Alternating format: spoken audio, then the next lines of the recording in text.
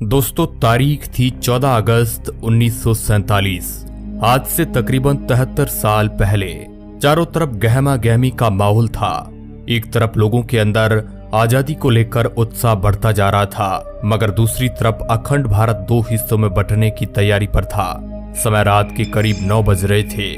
बिजली की गड़गड़ाहट के साथ दिल्ली की सड़कों पर जबरदस्त बारिश हो रही थी। अलग अलग जगह से आकर लोग रायसीना हिल्स पर इकट्ठे हो रहे थे। कुछ ही देर में लाखों की तादाद में लोग इकट्ठे हो चुके थे। रात के करीब 10 बजे जवाहरलाल नेहरू, सरदार वल्लभ भाई पटेल और राजेंद्र प्रसाद और माउंटबेटन वॉइसराय हाउस पहुंचे। अब कुछ ही समय बचा था भारत को आजाद होने में। कुछ लोगों के चेहरे पर मायूसी थी तो कुछ लोगों में उत्साह। और यहाँ पर जवाहरलाल नेहरू अपनी स्पीच शुरू करते हैं। उनके भाषण की शुरुआत इन 2 लाइनों से शुरू होती है। At the stroke of the midnight hours when the world sleep India will be awake to life and freedom. कुछ ही देर बाद वह घड़ी आ ही गई जब भारत ने आजादी की सांसें ली। रात 12 बजे शंखनाद से हमारे देश की आजादी का आरंभ हुआ था, जिसमें ग्राउंड पर खड़े लोग महात्मा गांधी के नाम के नारे लगाए जा रहे थे। और जो लोग अपने घरों में ये भाषण और सब कुछ रेडियो पर सुन रहे थे, उनकी भी खुशी का कोई ठिकाना नहीं था, क्योंकि उस समय भारत एक आजाद परिंदा हो गया था, जिसका हमने करीब 200 सालों से इंतजार किया था। 14 अगस्त सन 1947 में रात भर बारिश के बाद सुबह आसमान बिल्कुल साफ था। जब सुबह 8:30 बजे पंडित नेहरू और उनके कैबिनेट ने शपथ ली, और जिसके बाद ब्रिटिशर्स का झंडा हटाकर आजाद हिंद का झंडा लहराया गया, जिसे देख सभी की छाती चौड़ी हो गई थी, क्योंकि अब हमें वो झंडा दिखने लगा था जिसे हम बरसों से देखना चाहते थे।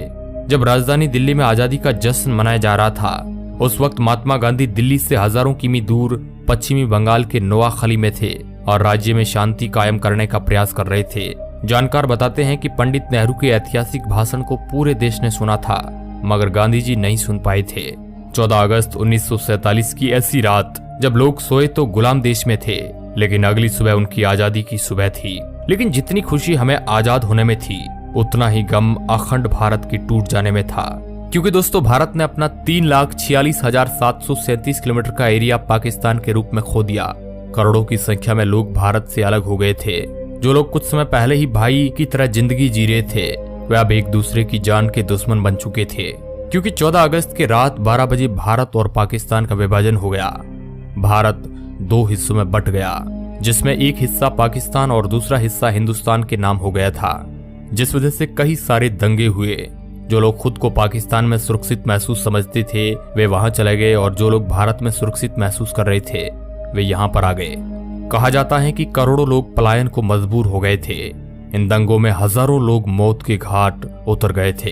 ये उस समय दुनिया का संभवतः सबसे बड़ा विस्थापन था, और ये सारा खेल अंग्रेजी हुकूमत का ही था, जिसने डिवाइड एंड रूल का खेल पहले से ही खेल रखा था, जहां पर उन्होंने हिंदुस्तान के अंदर हिंदू और मुस्लिम के बीज भर दिए थे। वरना आजादी के पहले तक हम सभी भाइयों की तरह साथ में जी रहे थे।